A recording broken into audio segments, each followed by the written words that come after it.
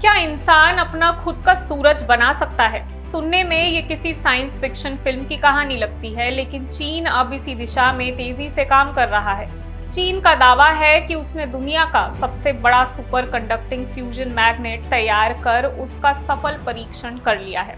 इसी तकनीक के आधार पर वो भविष्य में एक ऐसा न्यूक्लियर फ्यूजन रिएक्टर बनाना चाहता है जिसे लोग आर्टिफिशियल सन यानी कृत्रिम सूरज कह रहे हैं। लेकिन ये आर्टिफिशियल सन आखिर है क्या?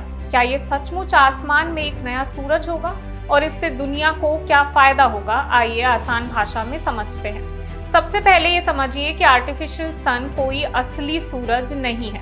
ये दरअसल एक न्यूक्लियर फ्यूजन रिएक्टर है जिसका उद्देश्य सूरज के अंदर होने वाली ऊर्जा पैदा करने की प्रक्रिया की नकल करना है। सूरज में हाइड्रोजन के परमाणु आपस में मिलकर हीलियम बनाते हैं और इसी प्रक्रिया में भारी मात्रा में ऊर्जा निकलती है।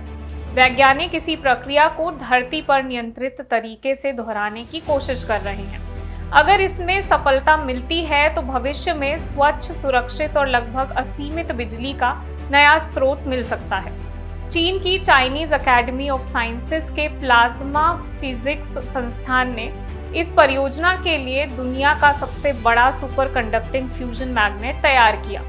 इस मैग्नेट का आकार अंग्रेजी के डी अक्षर जैसा है। इसकी लंबाई करीब 21 मीटर, चौड़ाई 12 मीटर और वजन लगभग 582 टन बताया गया है।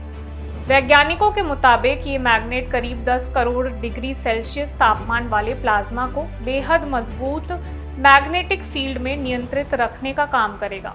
यही नियंत्रित प्लाज्मा फ्यूजन प्रक्रिया को संभव बनाने की सबसे बड़ी चुनौती माना जाता है।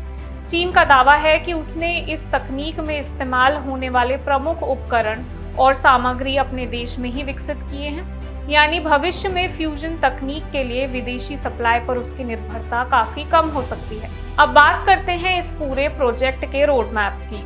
चीन ने इस परियोजना को 3 चरणों में पूरा करने की योजना बनाई है। पहला चरण साल 2022 से 2035 के बीच, जिसमें फ्यूजन एक्सपेरिमेंटल रिएक्टर से बिजली उत्पादन का सफल प्रदर्शन करने का लक्ष्य रखा गया है।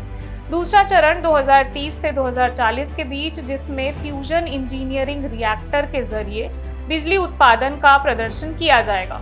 और तीसरा चरण 2040 से 2050 के बीच, जब फ्यूजन कमर्शियल रिएक्टर को व्यावसायिक रूप से शुरू करने का लक्ष्य है ताकि उद्योगों और आम लोगों तक बिजली पहुंचाई जा सके। अगर ये योजना सफल होती है तो चीन फ्यूजन ऊर्जा को व्यावसायिक स्तर पर इस्तेमाल करने वाले शुरुआती देशों में शामिल हो सकता है। हालांकि फिलहाल ये परियोजना विकास के चरण में है और इसे पूरी तरह व्यावसायिक रूप से लागू होने में अभी कई साल लग सकते हैं। लेकिन अगर वैज्ञानिक इस चुनौती में सफल होते हैं तो भविष्य में बिजली उत्पादन का तरीका पूरी दुनिया के लिए बदल सकता है। मैं वंशिका सक्सेना और आप देख रहे हैं इंडिया न्यूज़।